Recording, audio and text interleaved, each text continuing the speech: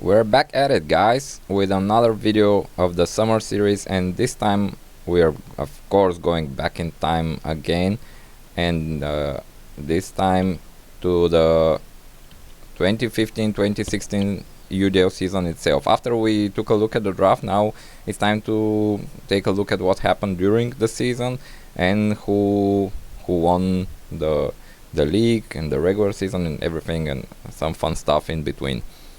So going to start with some of the off-season stuff. So basically what's happened during the off-season, not during the season, and what was different. So at the team here is hot.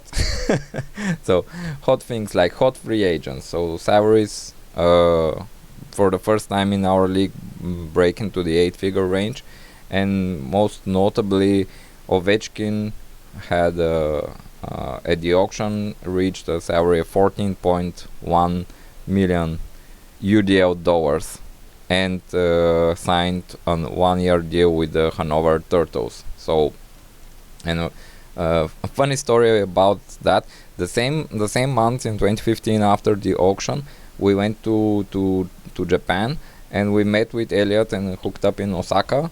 So we discussed briefly the recent auction and his signing of Ovechkin, and he was convinced that he's worth every penny, which we will see if he will be proven right or wrong within the next few minutes. So what else was hot? Hot was also the league management seat. So basically, to start this off season, the league has had new league managers in Mark and Sheldon, the owners of the Upper Canada Patriots and Detroit at the time, and they were the new faces in town, but there were some old faces also running things, so behind the scenes, or not even so much behind the scenes. But we managed to go through the off season, and at the beginning of the season, both Sheldon and Mark decided to withdraw. So we were looking for a league management again, and here is where I stepped in, and I faced some stiff competition of many other volunteers for the job. And this is when actually I took over. Of course, it wasn't so easy and smooth, but I think it was a good start. And one of the first things we I think needed to put in order is the how to tackle the hot topics. So I find it funny that offer sheets and max auction bids were so hotly debated, although none of these had actually happened, or even close to happening, but they were still a point of contention.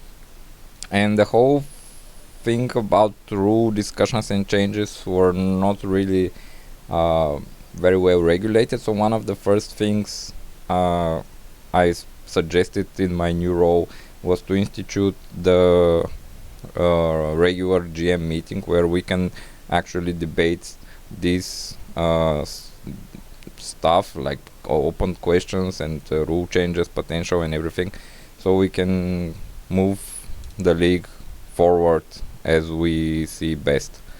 So I think, and I'm quite happy with the results that we have now. Some years passed, but overall, this we discussed last year, although it was not the summer, but more like last autumn. These were a few years of change within the league, and basically we transitioned from the old guard to the new guard, so to say, including some owner changes within the next 12-month period. So, but anyway, this is not the main topic here. What else was hot? Oh, we had some hot takes on the season predictions. Naturally, this is a thread that's usually initiated by Brad, and he has some juicy ones like this one here in his prediction about the most and least goals in the NHL. And I think this is quite on point now, because next month, I think, or this month, next month in September, the Diablo 2 Resurrected game is coming up, so he he might go for another run, but it's hopefully not no one gets hurt in this next run. And this another hot take here, and this is actually by Roy, who was then the manager of Sparta, but I don't think that actually happened too. Although I think, especially in the last years, Flower was not so universally loved in the Pittsburgh community or fandom, but he's great. So I think that's about sums it up on this topic. So next, before we go into the season, we take a look at the trades. And the first trade here is actually the only one on this list that happened very early in the off-season. And all the other trades mentioned were actually deadline deals.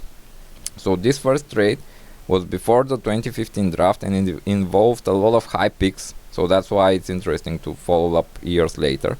So basically, the Blazers and Greg got Ryan Nugent-Hopkins, who was still under contract, and so he contributed this season and a little bit beyond. He got Nick Ritchie, who he had until recently on his team, although he didn't really blossom into the power forward he was supposed to do. But he also got the pick that landed him Provorov and the pick that landed him Laine. Of course, on going the other direction was the second overall selection in the 2015 draft, which we actually discussed last season, and we have here a couple of other of the 2015 picks that Clint had and didn't, like I said last week, hit out of the park. But the main thing that he got was Jack Eichel, which of course isn't a small piece. But I think we can say that the Blazers got the better whole out of this trade, based on the selections that were made in the future drafts. So now we go to some other trades that, like I said, happened around the deadline of the season. So basically it was more or less rentals. And the first one is the Ramparts that they traded for Patrick Kane, which we will see a bit later, that actually boosted their chances and improved their team quite a bit. And going to the Macon Whoopie, which are now of course the Orlando Solar Bears, were Corey Perry, Sprong, and the 2016 first rounder, which was used to select Logan Brown. So again, it's a rental and not too bad of a haul for the Whoopie. Of course, Sprong, he lingered around for a bit, and maybe last season was his first more or less fantasy relative NHL season, but I think by that time he was traded a couple of times. The next trade is actually not a rental, but an old school hockey trade, and I've actually managed to solve the max trading enigma, and we made a trade which, given the fact that we both made the playoffs, so that's why maybe there were no draft picks involved. Basically, like I said, a hockey trade that more or less did some position shuffling between the two teams. And I remember that Klingberg was on a very good contract, but he had only a 1-year deal, so he was more or less the rental in this trade. And the next piece is again the next trade is again one that's the Wolfsburg team. So James was gearing up for the playoffs, and we see here already that the Turtles are more of a seller. So the whole going for Ovechkin thing maybe is not going so well. So they get Craig Anderson and Matt Nieto, who is just a body, and some futures and a first rounder here, which landed them Alex Nylander, who is another prospect that hasn't really lived up to the hype. And what we have here is a bonus trade. And speaking of Ovechkin, he got moved, and he got moved to the Jackalopes, who are very active this season here, it seems, in terms of trading. The return that Turtles got isn't overwhelming, or so it seems, but mind you, at this time of the league, we hadn't introduced yet the retained salary option. So I would guess, although I haven't checked, but I would guess that of the contending teams, the Jackalopes were basically the only one that could afford to take on the whole Ovechkin salary. So I think that made it a buyer's market on Ovechkin, so he couldn't even get Elliott a first rounder. But Max got the big guy here. And last, the biggest of the pieces, and of course it's not a big trades section without Jay being in here, and that was his big deadline move to acquire Blake Weaver, Corey Schneider, who was still good then, Derek Stepan, and Anisimov. Were basically a lot of help for the present. And going the Wanderers' way were a bunch of players that were more or less dumped. So the not so good Dallas tandem at the time of Kari Lehtonen and Antti Niemi, along with Foligno, Mike Ribeiro, Quark McCarter, who I think didn't play a game that season. But the main piece is Sam Reinhart, who was an early pick and still a prospect, and a second rounder who turned into Daniel Carr, who has lingered around but not really made the NHL. So that was the big splash that Jay made on the deadline that year, and also he was gunning for a playoff run. And that sums it up for the trade. So how did the regular season go? So here are the final regular season standings. As you see, the Ramparts and the Jackalopes were the top two teams, and if you remember from last season, these were the finalists for the championship in the previous season. So basically, they had a lot of momentum that they carried with them in the 2015-16 season, and finished atop the league. Although there was quite a margin of victory or of the points for the Ramparts, so they won the league, the regular season, convincingly. And here are some facts. So the top teams, we will take a quick look at the top 10 performers of each team. Here are what the Ramparts and Jackalopes look like. So basically in terms of their best players from their teams. And you see that the rentals that they got in Patrick Kane and Alex Ovechkin were quite at the top or near the top of their performance. So basically they boosted their teams quite a bit for the playoff run that they expected and hoped to be deep. And another thing from the season is that the Adams was very strong. Here are the top teams for the other two Adams contenders, which you can see here that finished fourth and fifth in the standings. So the Tigers and the Patriots, and quite strong teams there. The Patriots had a tandem of St. Louis goalies, which is reminiscent of the title run they had years later, of course under different owner, but still it's I find it quite funny that back then and later when they won the championship they were led by a St. Louis goalie tandem, although by that time the Binnington guy was around. So anyway, and other things interesting, like, so compared to the previous seasons, the Upper Canada Patriots and Brooklyn were the teams that most improved in the standings compared to 2015. So this is in 2016. And here's a look at the Brooklyn team, which they will make some hay in the some noise in the playoffs too. And Crosby finally got some support. So Evander Kane is a notoriously good player in our league, and they had some other good pieces around, up and coming Diwan Larkin. So not a bad team for Mike. And so on the flip side, from the previous seasons, as you can see, the Turtles and the Ovechkin gamble definitely didn't pay off for Elliott, as he slipped from the second overall to 16th and far from the playoffs. Linköping also slipped from first overall to 14th, so surprising fall. Both of these franchises missed the playoffs for the first time, and Kamloops didn't manage to build on their strong season and fell back to out of the playoffs in 18th.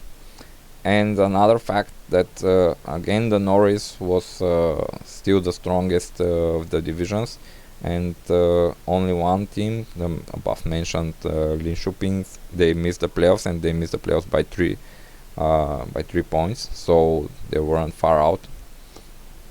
And of course, last but not least, the Mighty Camels narrowly missed the playoffs, and they kept their perfect playoff record intact, which is funny. So they make the playoffs, they win it. At least that's how Clint wants us to remember it. So that's all for the regular season. So what's happened in the playoffs? So this is how the first round looked. Of course, naturally the seedings like 5 to 12. The division winners earn a bye and start directly in the second round. So the Vipers pulled the offset over the Tigers. Per Canada Patriots and the Steelers basically held serve, and the Brooklyn Aces managed to upset the Ice Dice. So in the second round, the division champions come in, and we have two upsets. So the Aces, like I said a couple of minutes ago, they managed to make some noise in the playoffs, upsetting the number 2 seeds, the Jackalopes, and winning by 8.5 to 5.5. And the Warriors defeated the Steelers, and another, but this was not such a big upset because they were quite close in the points, in the regular season points. Actually not quite close, because the Chilliwack Royals were the Smite Division champions. They earned the number 4 seed, but they were actually lower on points than the Patriots. So basically, it's not really an upset just from the seeding wise. So Mark here and his Patriots make it to the semifinals, where the surprises end, and the favorites, the Norris champions Sparta Warriors, and the Patrick champion, the Quebec Ramparts, they move forward with convincing victories. And for the first time this year, we had a third place round. So basically, the championship goes to the Ramparts, and they repeat as champions by winning against the Sparta Warriors in pretty convincing fashion. And like I said, this is the first third place matchup where some dollars were at stake other than pride and fun. And Per Canada Patriots more than convincingly managed to snatch the third place from the Cinderella Aces. And to put some perspective into the teams that were at the final, outside their top 10 of the Ramparts, which we saw on the last flight, here are additional 7 players that were fantasy very much relevant at this season, and the top 10 of the Sparta Warriors that were their opponent in the final. As you can see, the Ramparts were really quite a loaded team, so they think quite deservingly won their second consecutive UDL title. And that's about it for the season. Hope you enjoyed the video, and we're getting close to the end or the final big event of the off season, the auction, of course. And I think if there aren't any major scheduling conflicts, we should start it next Friday. I will send you all an announcement. So looking forward to see you around. Bye bye.